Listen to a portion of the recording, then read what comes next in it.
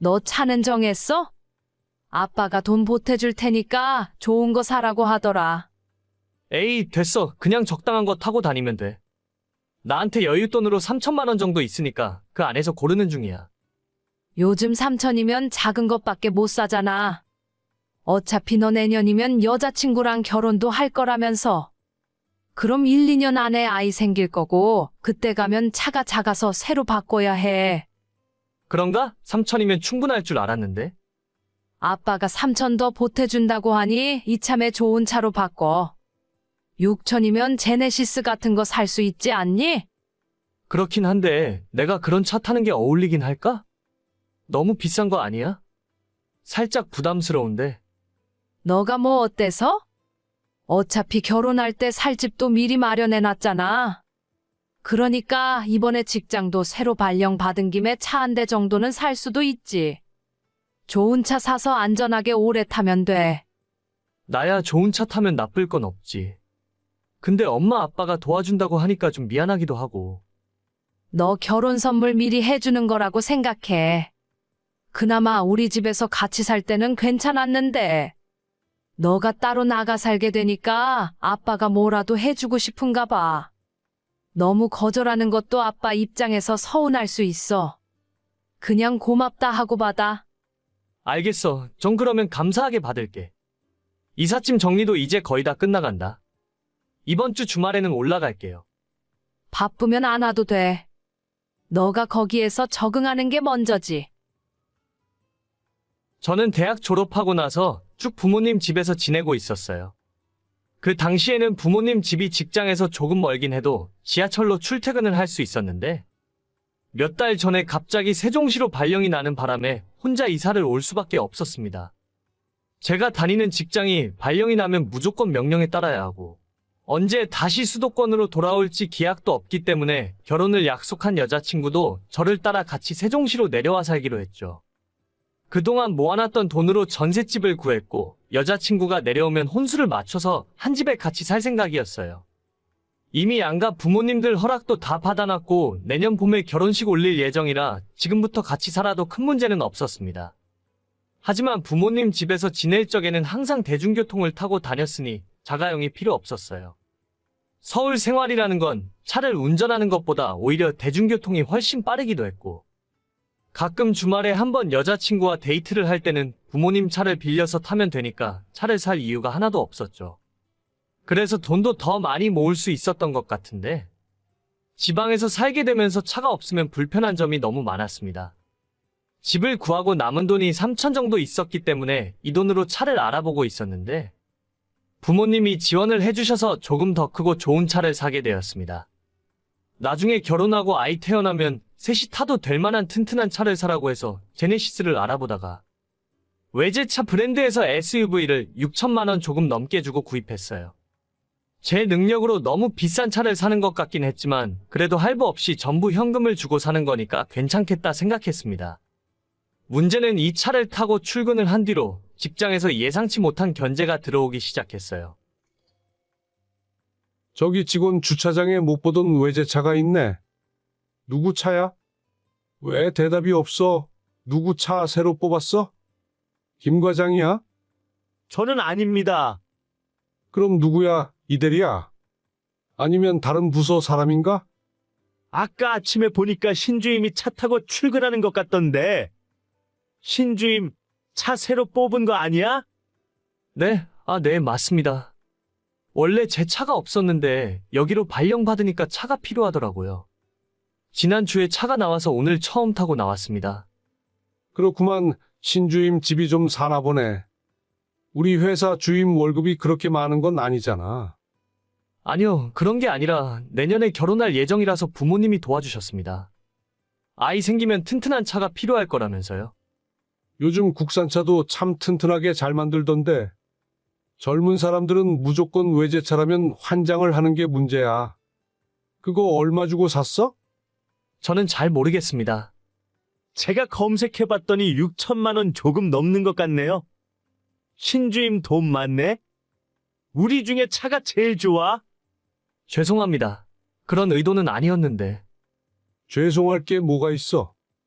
자기가 여유 있고 자기 돈으로 외제차 산다는데 그걸 누가 뭐라고 해? 나 그렇게 꼰대 같은 사람 아니야. 역시 결혼 안 한 사람들은 하고 싶은 거 다 하면서 산다니까. 김 과장, 우리도 결혼만 안 했으면 벤츠 포르쉐 다 타고 다녔을 텐데. 그렇지 않아? 맞습니다. 저도 10년 된 중고차 안 타고 다녔죠. 애들 크면서 돈 들어갈 곳은 넘쳐나지. 와이프는 맨날 돈 더 벌어오라고 난리지. 외제차까진 바라지도 않으니까 국산이라도 새 차로 뽑았으면 바랄 게 없겠네요. 그래, 결혼한 사람들은 다 똑같다니까. 신주임은 아직 총각이라 혼자 벌어서 혼자 쓰잖아. 요즘은 카푸어다 뭐다 해서 돈 벌면 외제차 뽑아서 할부금 낸다 하더라고. 신주임도 할부로 샀어? 아, 아니요. 저는 전부 현금 주고 샀습니다. 할부 별로 안 좋아해서요. 뭐 6천만 원 넘는 차를 현금 주고 샀다고? 우리 신주임 그 나이에 참 대단하네. 아닌가? 부모님이 대단하신가? 그런 거 아닙니다. 그냥 다들 평범하세요. 평범한 사람이 어떻게 30대의 외제차를 타? 로또라도 된 거야? 부장님도 그랜저 타는데 새파란 젊은 사람이 외제차 뽑을 생각을 했어? 어허, 이 사람아. 누가 보면 내가 외제차 타지 말라고 한 줄 알겠네. 신주임, 우리는 그런 거 신경 안 쓰니까 맘 놓고 타고 다녀. 근데 창피해서 나도 이제 차를 바꾸던지 해야겠다. 부장님, 뭐로 바꾸시게요? 부장님이 바꾸시면 저도 바꾸겠습니다. 글쎄, 우리 신주임이 외제차 타니까 나도 외제차 한번 알아볼까? 벤츠, 이런 건 요즘 얼마나 하나? 부장님 인격에는 S클래스 이 정도는 타주시는 게 맞죠? 그거 엄청 비싸잖아. 신주임 정도 되는 사람들이나 살 수 있는 거지. 나 같은 평범한 사람은 못 사. 김 과장, 우리는 제네시스나 한번 알아보자고. 제네시스도 저한테는 무리입니다. 부장님 제네시스 뽑으시면 저는 그랜저로 알아보겠습니다. 원래 부하 직원은 한 급 낮춰서 타는 게 맞죠? 그래, 그런 법이 있었어? 그럼 우리 회사에서는 신주임이 가장 높은 사람이네. 앞으로 결제는 신주임한테 다들 받으라고, 알겠지? 부장님 농담도 정말 잘하십니다. 유머 감각이 탁월하세요. 진짜 듣자 하니 유치해서 같이 못 놀아주겠더라고요. 제 차가 엄청 대단한 브랜드의 외제차도 아니고 아이 낳으면 새 식구 타고 다닐 만한 적당한 크기의 SUV입니다. 도저히 업무를 하기에 불가능할 정도로 차 이야기를 계속하길래 저 대화 내용 그대로 캡처해서 본사 인사과에 직장 내 괴롭힘으로 신고해버렸어요. 부장이랑 과장은 둘 다 징계 처분을 받았고 저는 본사와 계속 이야기 중이긴 한데 조만간 여기 발령 끝내고 다시 서울로 올라가게 될 것 같아요. 누가 무슨 차 타고 다니는지가 왜 그렇게 중요한지도 모르겠고 제가 할부로 사든 부모님 돈으로 사든 무슨 상관이라 저러는지 이해를 못하겠습니다. 그래도 본사의 빠른 조치 덕분에 저 인간들이랑 오래 같이 일하지 않아도 되는 건 정말 다행이네요. 수준 떨어지고 못난 인간들 옆에 있다 보면 저도 멍청해질까봐 불안했는데 잘 됐어요.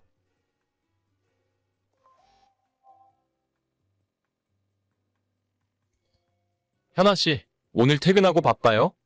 글쎄요, 오늘은 별다른 약속 없는 것 같은데요? 사장님 왜요? 저녁에 야근해야 할 일이 있나요? 아니, 그런 건 아닙니다. 저번에 현아 씨가 맡아서 해준 일도 잘 끝났고, 덕분에 사장님에게 금일봉 받은 것도 있어서 저녁에 고기라도 사드리려고 하는데, 시간 괜찮으세요? 고기요? 진짜요? 소고기 먹으러 가나요? 현아 씨가 원하면 소고기 먹으러 가죠, 뭐. 어차피 둘이 먹는데, 한우 먹어요. 저희 단둘이요? 다른 분들은 아무도 안 가시나요?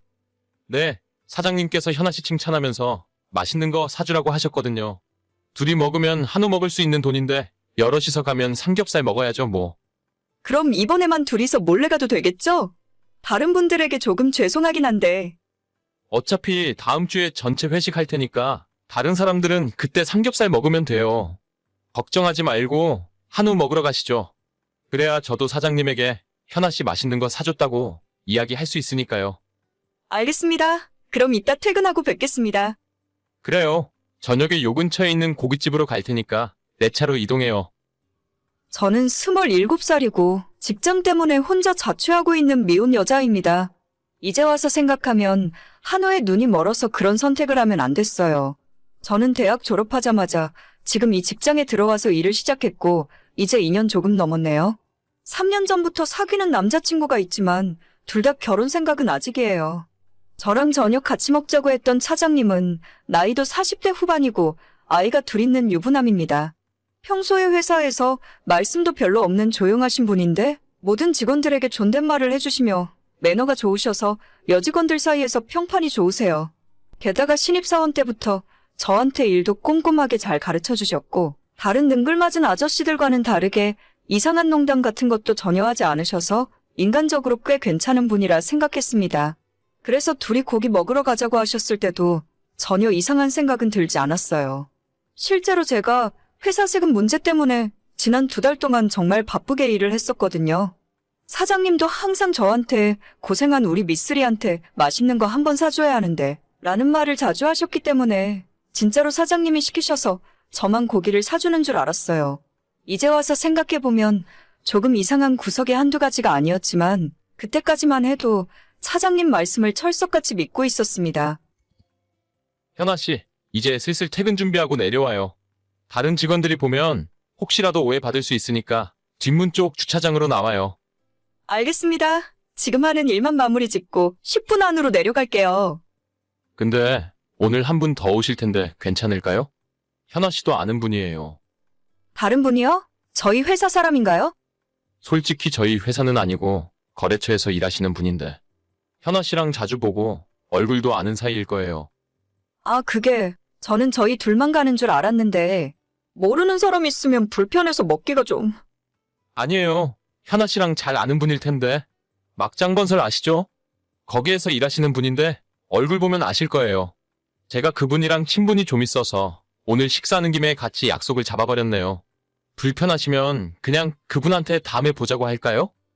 이미 약속 잡으신 것 같은데 괜찮아요. 저는 그냥 밥만 먹고 가면 되니까 상관없어요. 이해해줘서 고마워요. 현아 씨는 그냥 고기만 맛있게 먹으면 될 거예요. 알겠습니다.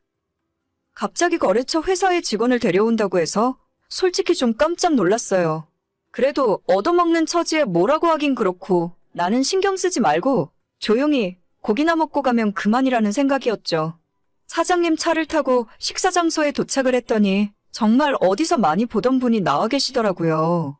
얼굴도 까무잡잡하고 연세는 50대 후반에서 60대로 보이는 아저씨였는데 차라리 저랑 나이 차이가 확 나는 분이라서 신경 쓸 일 없어서 좋겠다 싶었죠.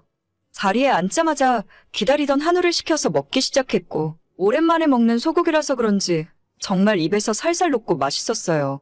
다들 직장인들이라 별로 할 말도 없고 이런저런 회사 이야기나 서로 사장님 뒷담화도 하면서 아저씨들이랑 그런대로 즐겁게 식사를 하고 있었는데 갑자기 저랑 함께 온 차장님이 화장실을 다녀오겠다고 하고는 한참 동안 그대로 돌아오지 않더라고요.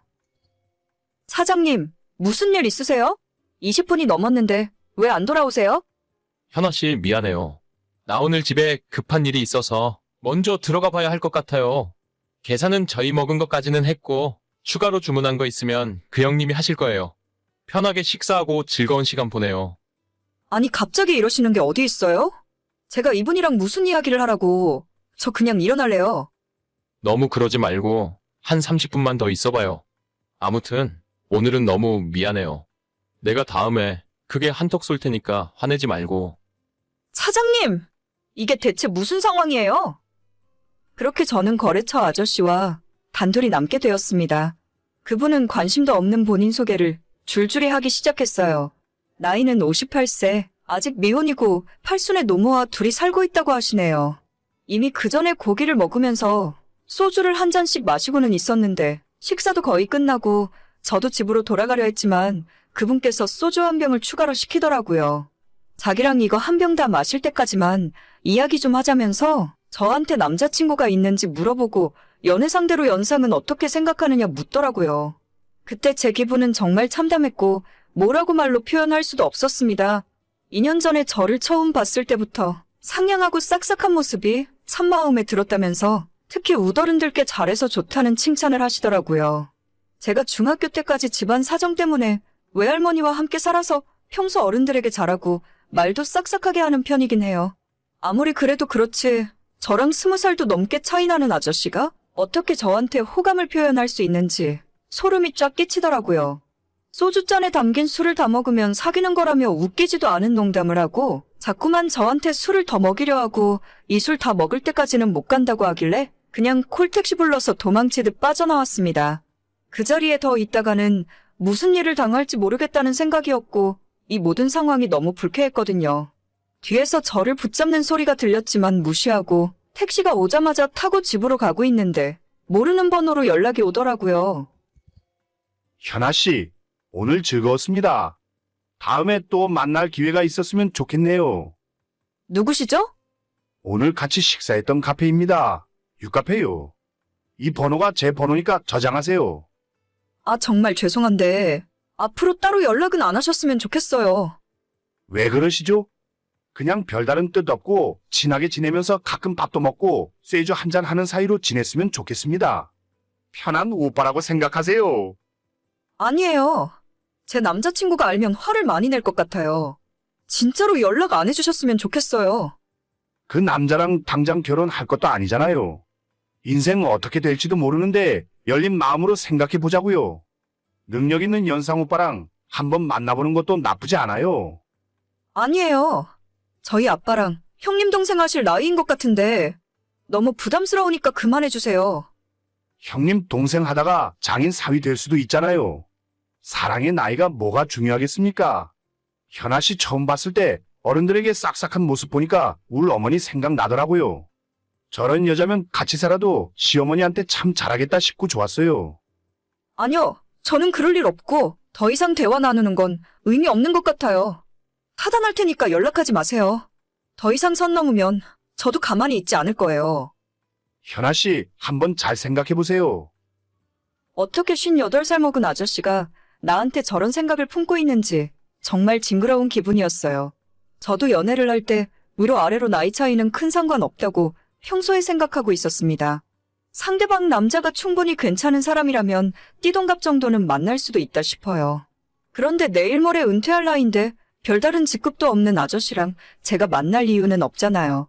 게다가 늙은 홀어머니까지 모시고 산다는데 제가 어머니 잘 모실 것 같아서 좋다고요? 진짜 그 말 듣는 순간 앞에 있는 소주병으로 그냥 확! 아무튼 집에 오는 내내 진정도 안 되고 너무 화가 나서 차장님에게 다시 연락을 했습니다. 저기요 차장님, 진짜 너무한 거 아니에요? 어떻게 제 연락처까지 알려줄 수가 있어요?